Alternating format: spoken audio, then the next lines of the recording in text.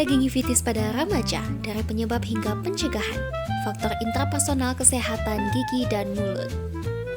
Fakultas Kedokteran Gigi Universitas Mahasiswati Denpasar dari Angkatan Frenulum tahun 2025.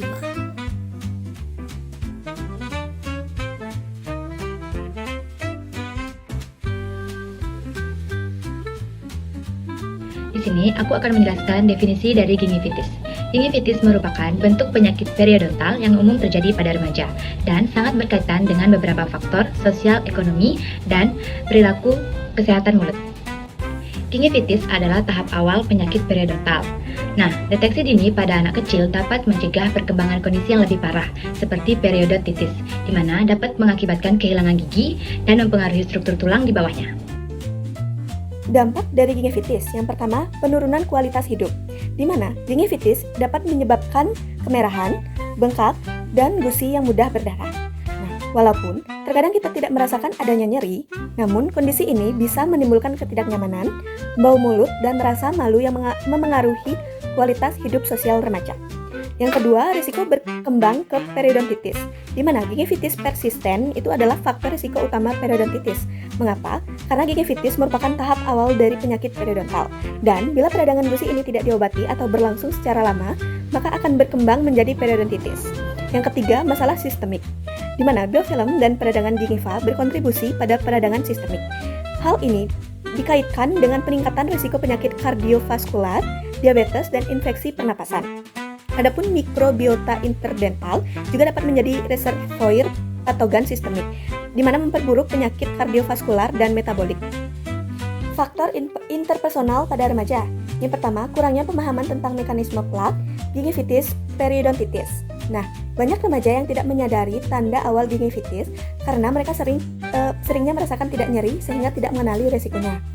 Di mana mahasiswa di Guangdong menunjukkan prevalensi gingivitis pada remaja dari umur 12 hingga 15 tahun memiliki persentase 29,6%, namun sebagian besar tidak melakukan pemeriksaan rutin.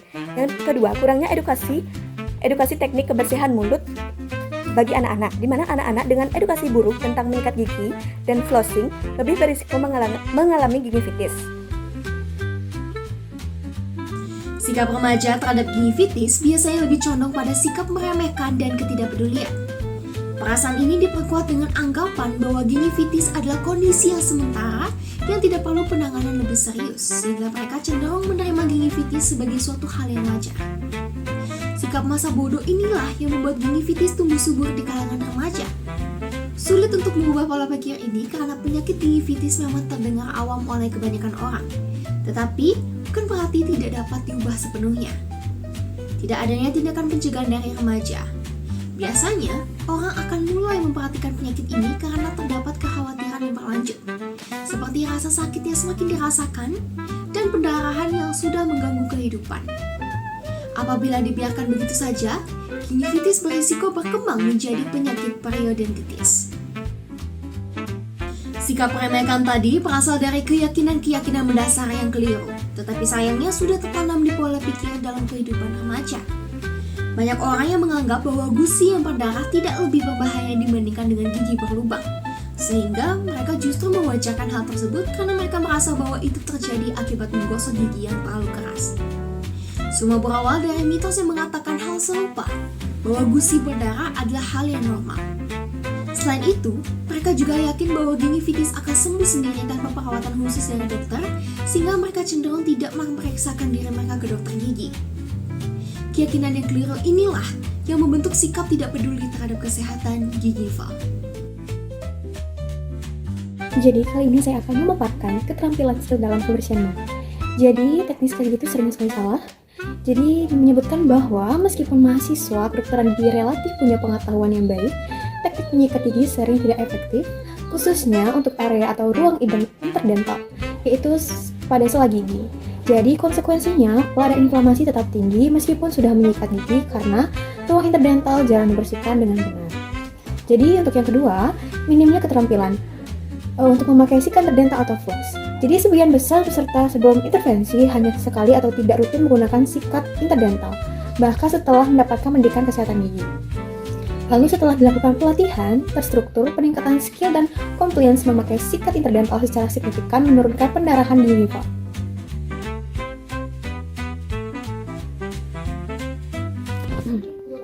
Jadi yang kedua ada kepribadian dan perilaku. Jadi kurang disiplin dan abai, yaitu terhadap kebersihan gigi, menunjukkan lebih besar 40% peserta terbiasa tidak menyikat gigi sesuai anjuran, serta cenderung tidak rutin melakukan pembersihan interdental. Hanya 23% yang komitmen menggunakan IDB setiap hari. Yang kedua ada perilaku konsumsi manis atau polanya yang tidak sehat. Walau tidak menyebut konsumsi gula secara spesifik, perilaku mengabaikan kebersihan mulut seperti jarang kontrol kedok gigi dan tidak melakukan pembersihan interdental diketahui berkolerasi dengan peningkatan resiko penyakit mulut. Yang ketiga ada jarang kontrol ke dokter gigi.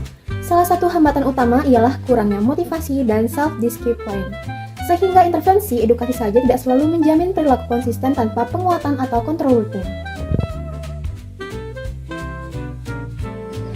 Selanjutnya ada faktor intrapersonal dan demografi. Yang pertama, usia remaja 10-19 tahun rawan terkena gingivitis karena perubahan hormon. Pubertas meningkatkan sensitivitas gusi terhadap plak. Yang kedua, status sosial ekonomi dan pendidikan. Remaja dengan orang tua pendidikan rendah atau ekonomi yang kurang, serta tinggal di pedesaan terbukti lebih rentan gingivitis akibat pengetahuan dan akses kesehatan terbatas. Yang ketiga, akses pelayanan kesehatan gigi. Tidak kontrol gigi lebih dari 12 bulan menyebabkan insiden gingivitis lebih tinggi. Selanjutnya ada pencegahan berbasis individu.